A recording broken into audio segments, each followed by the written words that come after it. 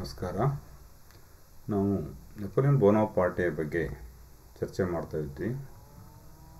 France ಕ್ರಾಂತಿಯ ಶಿಶುವೆಂದೇ ಕರೆಯಲ್ಪಟ್ಟಿರ್ತಕ್ಕಂಥ Napoleon Bonaparte ಮಹಾನ್ ದಿಗ್ವಿಜಯಿಯಾಗಿ ಶ್ರೇಷ್ಠ ಆಡಳಿತಗಾರನಾಗಿ ಯುರೋಪ್ ಇತಿಹಾಸದಲ್ಲಿ ಅತ್ಯುನ್ನತ ಸ್ಥಾನವನ್ನು ಗಳಿಸಿರ್ತಕ್ಕಂಥದ್ದನ್ನು ನಾವು ನೋಡ್ತಾ ಹೋಗ್ತೀವಿ. ನಾವು ಈ ಹಿಂದೆ ನೆಪೋಲಿಯನ್ ಬೋನಾಪಾರ್ಟೆಯ ಆರಂಭಿಕ ಜೀವನ ಮತ್ತು ಅವನ ಆಡಳಿತ ಸುಧಾರಣೆಗಳ ಬಗ್ಗೆ ನಾವು ನೋಡ್ತಾ ಹೋಗ್ತಿದ್ವಿ. ಮುಖ್ಯವಾಗಿ ಅವನ ಆಡಳಿತ ಸುಧಾರಣೆಗಳಲ್ಲಿ ಪೋಪ್ ಪಯಾಸನೊಂದಿಗೆ ಮಾಡಿಕೊಂಡಿರ್ತಕ್ಕಂಥ ಧಾರ್ಮಿಕ ಒಪ್ಪಂದ, ಕನ್ಕಾರ್ಡೇಟ್ ಒಪ್ಪಂದದ ಬಗ್ಗೆ ನಾವು ಚರ್ಚೆ ಮಾಡಿದ್ವಿ. ಹಾಗೆಯೇ ಅವನ ಕೋಡ್ ನೆಪೋಲಿಯನ್ ಕೋಡ್ಗಳ ಬಗ್ಗೆ ಚರ್ಚೆ ಮಾಡಿದ್ವಿ, ಅಥವಾ ಕಾನೂನು ಸಂಹಿತೆಗಳ ಬಗ್ಗೆ. ಅದರ ಜೊತೆಗೆ ಆಡಳಿತಾತ್ಮಕ ಸುಧಾರಣೆಗಳ ಬಗ್ಗೆ ಕೂಡ ನಾವು ಹಿಂದಿನ ಕ್ಲಾಸಲ್ಲಿ ಚರ್ಚೆ ಮಾಡಿದ್ವಿ. ಇದನ್ನು ಮುಖ್ಯವಾಗಿ ಅವನ ಆಡಳಿತ ಸುಧಾರಣೆಗಳಲ್ಲಿ ಪ್ರಮುಖವಾಗಿರ್ತಕ್ಕಂಥ ಶೈಕ್ಷಣಿಕ ಸುಧಾರಣೆ, ಲೆಜನ್ ಆಫ್ ಆನರ್, ಆರ್ಥಿಕ ಸುಧಾರಣೆ ಮತ್ತು ಸಾರ್ವಜನಿಕ ಕಾಮಗಾರಿಗಳು, ಈ ವಿಷಯಗಳ ಬಗ್ಗೆ ಇವತ್ತು ನಾವು ಚರ್ಚೆ ಮಾಡೋಣ. ಮೊದಲು ನಾವು ಶೈಕ್ಷಣಿಕ ಸುಧಾರಣೆಗಳು, ಎಜುಕೇಷನಲ್ ರಿಫಾರ್ಮ್ಸ್, ಈ ವಿಷಯ ಕುರಿತು ಇವತ್ತು ಮುಖ್ಯವಾಗಿ ಚರ್ಚೆ ಮಾಡೋಣ. ನೆಪೋಲಿಯನ್ ಬೋನಾಪಾರ್ಟೆ ಕಡು ಬಡತನದಲ್ಲಿ ಬೆಳೆದವನಾಗಿದ್ದರಿಂದ ತನ್ನ 16ನೇ ವಯಸ್ಸಿನಲ್ಲಿ ಶಿಕ್ಷಣವನ್ನು ಮೊಟಕುಗೊಳಿಸಿ, ಪ್ರತಿಭಾವಂತನಾಗಿದ್ದರೂ ಕೂಡ ಶಿಕ್ಷಣವನ್ನು ಮೊಟಕುಗೊಳಿಸಿ ಸೈನಿಕ ಸೇವೆಯನ್ನು ಆರಂಭಿಸಿರ್ತಕ್ಕಂಥ ನಾವು ನೋಡ್ತಾ ಹೋಗ್ತೀವಿ. ತನ್ನ ಅಧಿಕಾರಾವಧಿಯಲ್ಲಿ ಶಿಕ್ಷಣವನ್ನು ಸಾರ್ವತ್ರೀಕರಣಗೊಳಿಸುವುದರ ಮೂಲಕ ಶೈಕ್ಷಣಿಕ ಬೆಳವಣಿಗೆಗೆ ವಿಶೇಷ ಮಹತ್ವವನ್ನು ಅವನು ಕಲ್ಪಿಸಿಕೊಟ್ಟಿರ್ತಕ್ಕಂಥದ್ದನ್ನು ನಾವಲ್ಲಿ ನೋಡ್ತಾ ಹೋಗ್ತೀವಿ. To create a middle class cadre of leaders. ಅವನ ಈ ಶಿಕ್ಷಣ ನೀತಿಯ ಪ್ರಮುಖ ಉದ್ದೇಶ ಏನಾಗಿತ್ತು ಅಂದರೆ, ಮಧ್ಯಮ ವರ್ಗದ ನಾಯಕರುಗಳನ್ನು ಸೃಷ್ಟಿ ಮಾಡುವ ಉದ್ದೇಶವನ್ನಿಟ್ಟುಕೊಂಡು ಶಿಕ್ಷಣ ನೀತಿಯನ್ನು ರೂಪಿಸಿರ್ತಕ್ಕಂಥದ್ದನ್ನು ನಾವು ನೋಡ್ತಾ ಹೋಗ್ತೀವಿ. ಈ ಹಿನ್ನೆಲೆಯಲ್ಲಿ ಇಡೀ ಫ್ರಾನ್ಸ್ನ ಶಿಕ್ಷಣ ವ್ಯವಸ್ಥೆಯನ್ನು ರಾಷ್ಟ್ರೀಕರಣಗೊಳಿಸಿ ಸರ್ಕಾರವೇ ಶಿಕ್ಷಣದ ನಿರ್ವಹಣೆ ಮತ್ತು ಶಿಕ್ಷಣದ ಅಗತ್ಯ ಸೌಲಭ್ಯಗಳನ್ನು ಕಲ್ಪಿಸಲಿಕ್ಕೆ ಗಮನ ಹರಿಸಿರ್ತಕ್ಕಂಥದ್ದನ್ನು ನಾವು ಮುಖ್ಯವಾಗಿ ನೋಡ್ತಾ ಹೋಗ್ತೀವಿ. ಇಡೀ ಶಿಕ್ಷಣ ವ್ಯವಸ್ಥೆಯನ್ನು 4 ವಿಭಾಗಗಳಾಗಿ ವಿಭಾಗ ಮಾಡಿ 4 grades of schools are set up in France. 4 ಹಂತದ ಶಿಕ್ಷಣವನ್ನು ನಾವು ನೋಡ್ತಾ ಹೋಗ್ತೀವಿ. Primary, secondary, military and technical schools. ಪ್ರಾಥಮಿಕವಾಗಿ basic education, primary education, secondary education, ಅನಂತರ military education, technical educations. These are the 4 grades schools were established during the period of the Napoleon Bonaparte in France. He established the University of France in 1808. ಇದರ ಜೊತೆಗೆ ಉನ್ನತ ಶಿಕ್ಷಣಕ್ಕಾಗಿ, ಸಂಶೋಧನೆ ಮತ್ತು ಉನ್ನತ ಶಿಕ್ಷಣಕ್ಕಾಗಿ France ವಿಶ್ವವಿದ್ಯಾನಿಲಯವನ್ನು ಸ್ಥಾಪಿಸಿ ಶೈಕ್ಷಣಿಕ ಬೆಳವಣಿಗೆಯನ್ನು ಪ್ರೋತ್ಸಾಹ ನೀಡಿರ್ತಕ್ಕಂಥದ್ದನ್ನು ನಾವು ಮುಖ್ಯವಾಗಿ ನೋಡ್ತಾ ಹೋಗ್ತೀವಿ. ಈ ಹಿಂದೆ already the law institute of France was established. 1794 ವೇಳೆಗೆ ಈ ಲಾ ಇನ್ಸ್ಟಿಟ್ಯೂಟ್ ಆಫ್ ಫ್ರಾನ್ಸ್ ಸ್ಥಾಪನೆ ಆಗೋದ್ರ ಮೂಲಕ ಉನ್ನತ ಶಿಕ್ಷಣಕ್ಕೆ ಹೆಚ್ಚಿನ ಮಹತ್ವ ಕಲ್ಪಿಸಿಕೊಟ್ಟಿರ್ತಕ್ಕಂಥದ್ದನ್ನು ನಾವು ನೋಡ್ತಾ ಹೋಗ್ತೀವಿ. Primary education and basic education came under the supervision of the local bodies.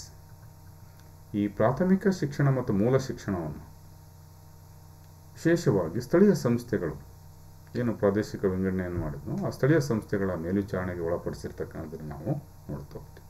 ಅದಕ್ಕೆ ಬೇಕಾಗಿರ್ತಕ್ಕಂಥ ಹಣಕಾಸು ಸೌಲಭ್ಯಗಳನ್ನು ಒದಗಿಸ್ತಕ್ಕಂಥದ್ದು ಮತ್ತು ನಿರ್ವಹಣೆ ಮಾಡ್ತಕ್ಕಂಥ ಜವಾಬ್ದಾರಿಯನ್ನು ಸ್ಥಳೀಯ ಸಂಸ್ಥೆಗಳಿಗೆ ವಹಿಸಿತ್ತು. And to provide scholarship and teacher training colleges. ಇದ್ರ ಜೊತೆಗೆ ಶಿಕ್ಷಣವನ್ನು ಪ್ರೋತ್ಸಾಹಿಸುವ ಸಲುವಾಗಿ, ಕಡು ಬಡತನದಲ್ಲಿರ್ತಕ್ಕಂಥ ಮಕ್ಕಳಿಗೆ ಶಿಕ್ಷಣ ಸೌಲಭ್ಯಗಳನ್ನು ನೀಡುವ ಸಲುವಾಗಿ ವಿದ್ಯಾರ್ಥಿ ವೇತನ ವ್ಯವಸ್ಥೆಯನ್ನು ಕೂಡ ಜಾರಿಗೊಳಿಸಿರ್ತಕ್ಕಂಥದ್ದನ್ನು ನಾವು ನೋಡ್ತೀವಿ. ಸ್ವತಃ ನೆಪೋಲಿಯನ್ ಕೂಡ ಪ್ರತಿಭಾವಂತನಾಗಿ ಪ್ರತಿಭಾ ಪುರಸ್ಕಾರದಿಂದಲೇ ಅವನು ತನ್ನ ಶಿಕ್ಷಣವನ್ನು ಮುಂದುವರಿಸಲಿಕ್ಕೆ ಸಾಧ್ಯವಾಗಿತ್ತು. ನೆಪೋಲಿಯನ್ ಕೂಡ ವಿದ್ಯಾರ್ಥಿ ವೇತನ ಸವಲತ್ತುಗಳನ್ನು ಕಲ್ಪಿಸಿರ್ತಕ್ಕಂಥದ್ದನ್ನು ನೋಡ್ತಾ ಹೋಗ್ತೀವಿ. ಜೊತೆಗೆ ಪ್ರಾಥಮಿಕ ಶಾಲೆಗಳನ್ನು, ಮಾಧ್ಯಮಿಕ ಶಾಲೆಗಳನ್ನು ಹೆಚ್ಚಾಗಿ ತೆರೆದಿದ್ದರಿಂದ ಅಗತ್ಯ ಶಿಕ್ಷಕ ಸೌಲಭ್ಯಗಳನ್ನು ಒದಗಿಸುವ ಸಲುವಾಗಿ ಶಿಕ್ಷಕರ ತರಬೇತಿ ಕಾಲೇಜುಗಳನ್ನು ಕೂಡ ಸ್ಥಾಪಿಸಿ ಉತ್ತಮ ಗುಣಮಟ್ಟದ ಶಿಕ್ಷಣವನ್ನು ನೀಡಲಿಕ್ಕೆ ಗಮನ ಹರಿಸಿರ್ತಕ್ಕಂಥದ್ದನ್ನು ನಾವಲ್ಲಿ ಮುಖ್ಯವಾಗಿ ಗುರುತಿಸ್ತೀವಿ. ಹಾಗೆಯೇ ಟು ಎನ್ಕರೇಜ್ ವುಮನ್ ಎಜುಕೇಷನ್, ಮಹಿಳಾ ಶಿಕ್ಷಣವನ್ನು ಕೂಡ ಪ್ರೋತ್ಸಾಹಿಸಿರ್ತಕ್ಕಂಥ ನೋಡ್ತೀವಿ. ಎಲ್ಲರಿಗೂ ಕೂಡ ಸಾರ್ವತ್ರಿಕರಣಗೊಳಿಸುವುದರ ಮೂಲಕ ಪುರುಷ ಮಹಿಳೆ ಎಂಬ ತಾರತಮ್ಯವಿಲ್ಲದೆ ಎಲ್ಲರಿಗೂ ಕೂಡ ಶೈಕ್ಷಣಿಕ ಸೌಲಭ್ಯಗಳನ್ನು ನೀಡಲಿಕ್ಕೆ ಕ್ರಮ ಕೈಗೊಂಡಿರ್ತಕ್ಕಂಥದ್ದನ್ನು ನಾವು ನೋಡ್ತಾ ಹೋಗ್ತೀವಿ.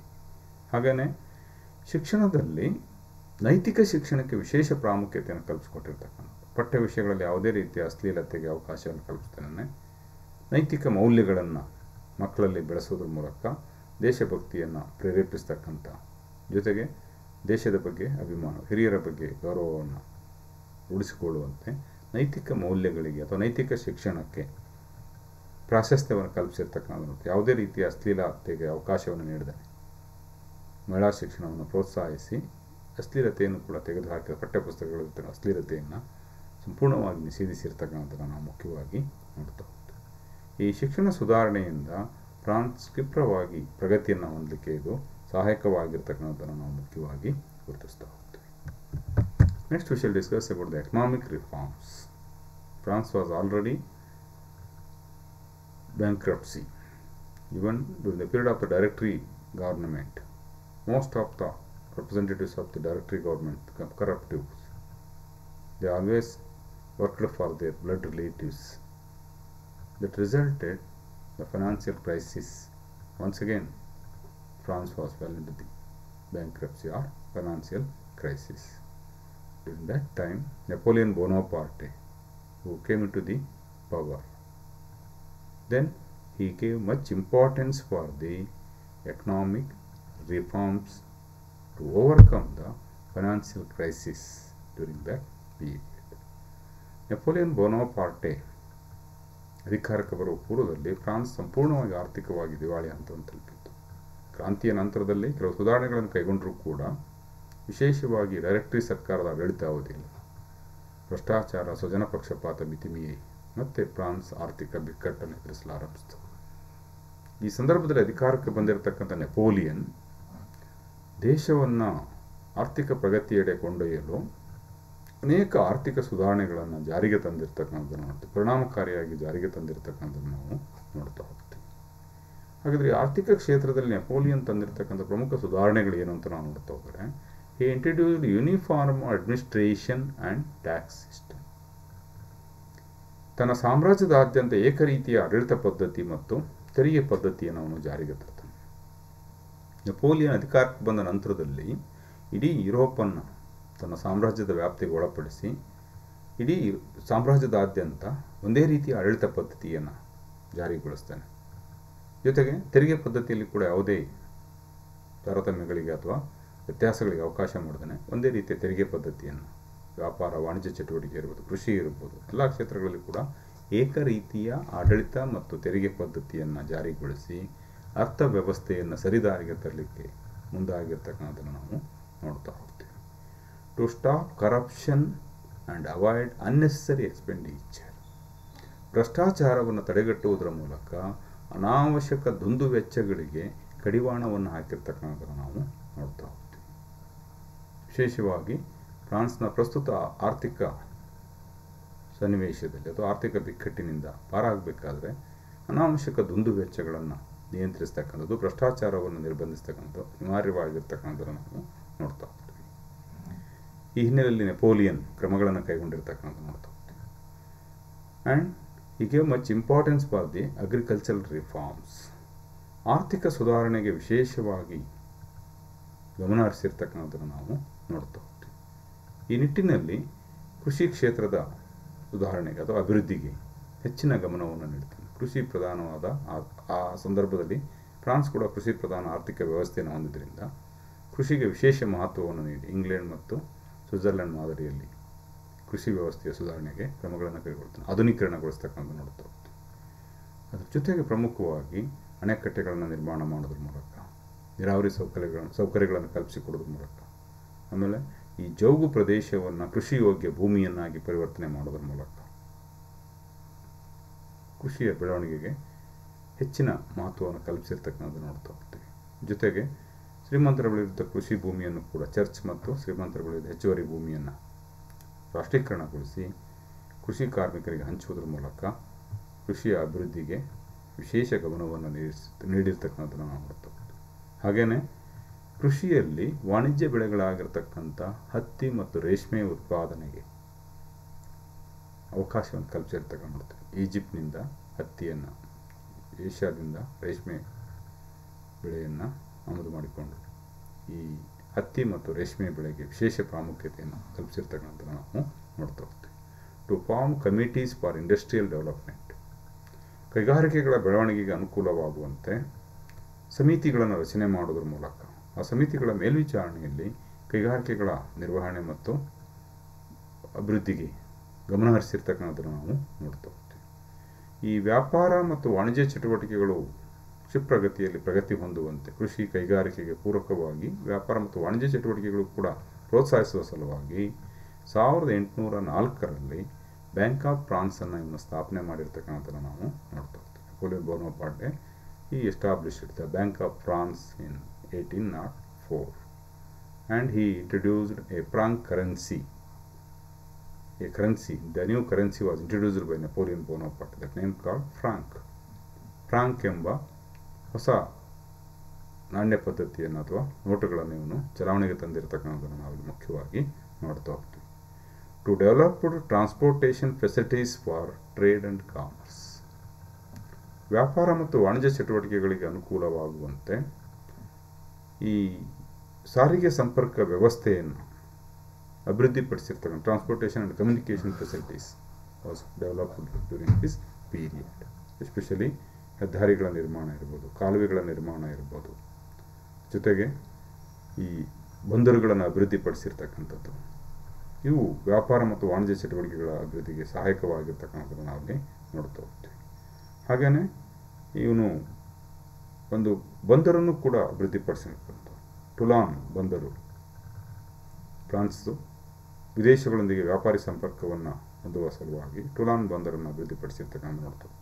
To restore economic prosperity in France, ಜೊತೆಗೆ ಈ ಎಲ್ಲ ಸುಧಾರಣೆಗಳ ಮೂಲಕ ಆರ್ಥಿಕ ಪ್ರಗತಿಯನ್ನು ಸಾಧಿಸುವಲ್ಲಿ, ಮರುಸ್ಥಾಪಿಸುವಲ್ಲಿ ನೆಪೋಲಿಯನ್ ಯಶಸ್ವಿಯಾಗಿರ್ತಕ್ಕಂಥದ್ದನ್ನು ನಾವು ನೋಡ್ತಾ ಹೋಗ್ತೀವಿ.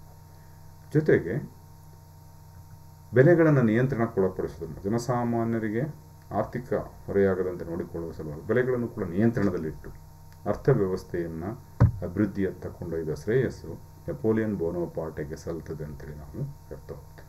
ಒಂದು ಕಡೆ ಅನಾವಶ್ಯಕ ದುಂದು ವೆಚ್ಚಗಳಿಗೆ ಕಡಿವಾಣವನ್ನು ಹಾಕಿ ಮಿತವ್ಯಯವನ್ನು ಸಾಧಿಸಿರ್ತಕ್ಕಂಥದ್ದು, ಏಕರೀತಿಯ ಆಡಳಿತ ಮತ್ತು ತೆರಿಗೆ ಪದ್ಧತಿಯನ್ನು ಜಾರಿಗೆ ತಂದಿರತಕ್ಕಂಥದ್ದಿರ್ಬೋದು, ಬ್ಯಾಂಕ್ ಆಫ್ ಫ್ರಾನ್ಸ್ ಮತ್ತು ಫ್ರಾಂಕ್ ನಾಣ್ಯವನ್ನು ಚಲಾವಣೆಗೆ ತಂದಿರತಕ್ಕಂಥದ್ದು, ಹಣಕಾಸು ನಿರ್ವಹಣೆಗೆ ಸಂಬಂಧಪಟ್ಟ ಹಾಗೆ, ಹಾಗೆಯೇ ಕೃಷಿ ಕೈಗಾರಿಕೆಗಳ ನಿರ್ವಹಣೆಗೆ ಮತ್ತು ಅಭಿವೃದ್ಧಿಗೆ ಸಮಿತಿಗಳನ್ನು ರಚನೆ ಮಾಡಿರ್ತಕ್ಕಂಥದ್ದಿರ್ಬೋದು, ಸಾರಿಗೆ ಸಂಪರ್ಕ ವ್ಯವಸ್ಥೆಯನ್ನು ಅಭಿವೃದ್ಧಿಪಡಿಸಿ ಹೆದ್ದಾರಿಗಳ ನಿರ್ಮಾಣ, ಕಾಲುವೆಗಳ ನಿರ್ಮಾಣ, ಜೊತೆಗೆ ಕಾಲುವೆಗಳನ್ನು ಜಲ ಸಾರಿಗೆಗೆ ಅನುಕೂಲವಾಗುವಂತೆ, ಜೊತೆಗೆ ಬಂದರುಗಳನ್ನು ಕೂಡ ಅಭಿವೃದ್ಧಿಪಡಿಸಿರ್ತಕ್ಕಂಥದ್ದು ಇವನ ಆರ್ಥಿಕ ಸುಧಾರಣೆಯಲ್ಲಿ ಕಂಡು ಬಂದಿರತಕ್ಕಂಥ ಪ್ರಮುಖ ಕ್ರಮಗಳು ಅಂತೇಳಿ ನಾವು ನೋಡ್ತಾ ಹೋಗ್ತೀವಿ. ಆನಂತರ ಇನ್ನೊಂದು ಮಹತ್ವಪೂರ್ಣವಾಗಿರ್ತಕ್ಕಂಥವನ ಸುಧಾರಣೆ ಅಂದರೆ ಅಥವಾ ಕೊಡುಗೆ ಅಂದರೆ ಲೆಜನ್ ಆಫ್ ಆನರ್ ಎಂಬ ಗೌರವ ಪೂರ್ವಕವಾದ ಒಂದು ಪುರಸ್ಕಾರವನ್ನು ಜಾರಿಗೆ ತಂದಿರತಕ್ಕಂಥ. ವಾಸ್ತವಿಕವಾಗಿ ಫ್ರಾನ್ಸ್ ಮಹಾಕ್ರಾಂತಿಯ ಸಂದರ್ಭದಲ್ಲಿ ಎಲ್ಲ ಬಿರುದು ಬಾವಲಿಗಳನ್ನು ರದ್ದುಪಡಿಸಿರ್ತಕ್ಕಂಥ ನಾವು ನೋಡ್ತೀವಿ. ಅದರ ಪುನಃ ನೆಪೋಲಿಯನ್ ಬೋನಪಾರ್ಟೆ ತನ್ನ ಅಧಿಕಾರಕ್ಕೆ ಬಂದ ನಂತರದಲ್ಲಿ ಈ ಲೆಜನ್ ಆಫ್ ಆನರ್ ಎಂಬ ಅತ್ಯುನ್ನತ ಗೌರವ ಪುರಸ್ಕಾರವನ್ನು ಜಾರಿಗೆ ತಂದಿರತಕ್ಕಂಥ 1802ರಲ್ಲಿ ಜಾರಿಗೆ ತಂದಿರತಕ್ಕಂಥದ್ದನ್ನು ನಾವು ನೋಡ್ತಾ ಹೋಗ್ತೀವಿ. ಇದು ಫ್ರಾನ್ಸಿನ ಒಂದು ಅತ್ಯುನ್ನತ ಪುರಸ್ಕಾರ, ಪ್ರಶಸ್ತಿ ಪುರಸ್ಕಾರವಾಗಿರ್ತಕ್ಕಂಥದ್ದನ್ನು ನಾವು ನೋಡ್ತಾ ಹೋಗ್ತೀವಿ. ಸಾಮಾನ್ಯವಾಗಿ ಇದನ್ನು ಯಾರಿಗೆ ಕೊಡಲಾಗ್ತದೆ the legion of honour is the highest French order of merit for military and civil servants.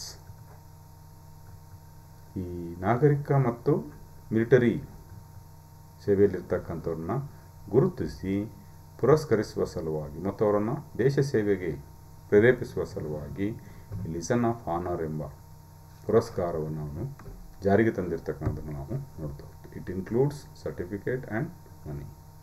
ಇದು ಪ್ರಶಸ್ತಿ, ಪುರಸ್ಕಾರ ಮತ್ತು ಆರ್ಥಿಕ ಧನ ಸಹಾಯವನ್ನು ಕೂಡ ಒಳಗೊಂಡಿರ್ತಕ್ಕಂಥದ್ದನ್ನು ನಾವು ನೋಡ್ತಾ ಹೋಗ್ತೀವಿ.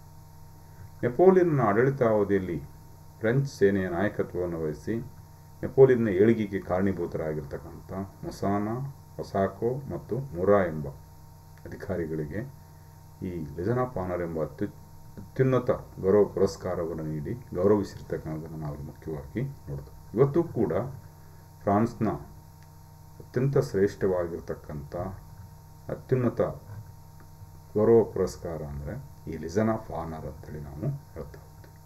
ಇದು ನೆಪೋಲಿಯನ್ ತನ್ನ ಆಡಳಿತಾವಧಿಯಲ್ಲಿ ಇದನ್ನು ಜಾರಿಗೊಳಿಸಿ ನಾಗರಿಕರನ್ನು ಬೆಂಬಲಿಸಲು, ಪ್ರೋತ್ಸಾಹಿಸಲು, ದೇಶ ಸೇವೆಗೆ ಅವರನ್ನು ಪ್ರೇರೇಪಿಸುವ ಸಲುವಾಗಿ ಇದನ್ನು ಮರುಜಾರಿಗೊಳಿಸಿ ಕ್ರಾಂತಿಯ ಸಂದರ್ಭದಲ್ಲಿ ರದ್ದುಪಡಿಸಲಾಗಿತ್ತು.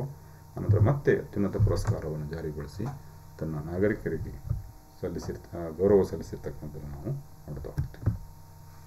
ನೆಕ್ಸ್ಟು ಸಾರ್ವಜನಿಕ ಕಾಮಗಾರಿಗಳು. ನೆಪೋಲಿಯನ್ ಬೋನಾಪಾರ್ಟೆ ತನ್ನ 15 ವರ್ಷಗಳ ಆಡಳಿತ ಅವಧಿಯಲ್ಲಿ ಫ್ರಾನ್ಸ್ ಅನ್ನೋ ಒಂದು ಬಲಿಷ್ಠ ರಾಷ್ಟ್ರವನ್ನಾಗಿ ನಿರ್ಮಾಣ ಮಾಡ್ತಕ್ಕಂಥದ್ದು ಮತ್ತು ಫ್ರಾನ್ಸ್ನ ರಾಜಧಾನಿಯಾದ ಪ್ಯಾರಿಸ್ ನಗರವನ್ನು ವಿಶ್ವದ ಅತ್ಯಂತ ಸುಂದರವಾದ ನಗರವನ್ನಾಗಿ ನಿರ್ಮಾಣ ಮಾಡುವ ಸಲುವಾಗಿ ಅನೇಕ ಸಾರ್ವಜನಿಕ ಕಾಮಗಾರಿ ಕಾರ್ಯಗಳನ್ನು ಇವನು ಕೈಗೆತ್ತಿಕೊಂಡಿರ್ತಕ್ಕಂಥದ್ದು ನಾವು ನೋಡ್ತೇವೆ. He wanted to make France as a world beautiful city. Paris as a world beautiful city and he wanted to make France is one of the most advanced country. That's why he introduced so many public works during his reign. He built beautiful buildings, gardens, wide streets, canals in Paris. Paris ನಗರವನ್ನು ಒಂದು ವಿಶ್ವ ಪ್ರಸಿದ್ಧ ಪ್ರವಾಸಿ ತಾಣವನ್ನಾಗಿ ಮಾಡುವುದರ ಮೂಲಕ ಇಡೀ ಯುರೋಪನ್ನು ನಿಬ್ಬೆರಗಾಗಿಸಲು ಪ್ಯಾರಿಸ್ನ ಸೌಂದರ್ಯಕ್ಕಾಗಿ ಬೃಹತ್ ಪ್ರಮಾಣದ ಕಟ್ಟಡಗಳ ನಿರ್ಮಾಣ, ಅರಮನೆಗಳ ನಿರ್ಮಾಣ, ಉದ್ಯಾನವನಗಳ ನಿರ್ಮಾಣ ಮಾಡ್ತಕ್ಕಂಥ, ವಿಶಾಲವಾದ ರಸ್ತೆಗಳ ನಿರ್ಮಾಣ ಮಾಡ್ತಕ್ಕಂಥದ್ದು, ಜೊತೆಗೆ ಸಾರ್ವಜನಿಕ ಕಟ್ಟಡಗಳ ನಿರ್ಮಾಣ ಮಾಡ್ತಕ್ಕಂಥದ್ದು, ಕೆನಲ್ಸ್ ಕಾಲುವೆಗಳ ಮೂಲಕ ಸಾರಿಗೆಗೆ ಅವಕಾಶ ಕಲ್ಪಿಸ್ತಕ್ಕಂಥದ್ದು. ಅದರ ಜೊತೆಗೆ ಪ್ರಮುಖವಾಗಿ ರಾಜಧಾನಿ ಪ್ಯಾರಿಸ್ ನಗರವನ್ನು ಯುರೋಪಿನ ಅನೇಕ ನಗರಗಳ ಜೊತೆ ಸಂಪರ್ಕಿಸಿರ್ತಕ್ಕಂಥದ್ದನ್ನು ನಾವು ನೋಡ್ತಾ ಹೋಗ್ತೀವಿ. ಇದು ವಿಶೇಷವಾಗಿ ಇವನ ಕಾಲಾವಧಿಯಲ್ಲಿ ಪ್ಯಾರಿಸ್ ನಗರದ ಸೌಂದರ್ಯ ಮತ್ತು ಫ್ರಾನ್ಸ್ನ ಅಭಿವೃದ್ಧಿಗೆ ಕೈಗೊಂಡ ಕೆಲವು ಕ್ರಮಗಳಂತೇಳಿ ನಾವು ನೋಡ್ತಾ ಹೋಗ್ತೀವಿ. ಇವನ ಅಲ್ಪಾವಧಿಯ ಆಡಳಿತಾವಧಿಯಲ್ಲಿ ರಾಜಧಾನಿ ಪ್ಯಾರಿಸ್ ನಗರವನ್ನು ಟ್ಯುರಿನ್ ನಗರದೊಂದಿಗೆ, ರೋಮ್ ನಗರದೊಂದಿಗೆ, ಮಿಲಾನ್ ನಗರದೊಂದಿಗೆ ಮತ್ತು ನೇಪಲ್ಸ್ನೊಂದಿಗೆ ಸಂಪರ್ಕವನ್ನು ಕಲ್ಪಿಸ್ತಕ್ಕಂಥ ಬೃಹತ್ ಹೆದ್ದಾರಿಗಳ ನಿರ್ಮಾಣ ಕಾರ್ಯವನ್ನು ಕೈಗೆತ್ತಿಕೊಂಡು ಯಶಸ್ವಿಯಾಗಿರ್ತಕ್ಕಂಥದ್ದು. ತನ್ನ ಆಡಳಿತಾವಧಿಯಲ್ಲೇ ಪ್ಯಾರಿಸ್ ನಗರವನ್ನು ಯುರೋಪಿನ ಬೇರೆ ಬೇರೆ ನಗರಗಳ ಜೊತೆ ಸಂಪರ್ಕವನ್ನು ಕಲ್ಪಿಸಲಿ. Paris to Rome, Paris to Toulon, Paris to Milan and Paris to Naples. He built a highways for the transportation facilities. That is the greatness of the Napoleon Bonaparte. The swamp area were developed for agriculture. ಈ swamp areas ಅಂದರೆ ಜೌಗು ಪ್ರದೇಶಗಳನ್ನು ಕೂಡ ಕೃಷಿ ಯೋಗ್ಯ ಭೂಮಿಯನ್ನಾಗಿ ಅಭಿವೃದ್ಧಿಪಡಿಸಿರ್ತಕ್ಕಂಥದ್ದನ್ನು ನಾವಲ್ಲಿ ನೋಡ್ತಾ ಹೋಗ್ತೀವಿ. The channels var made for transportations.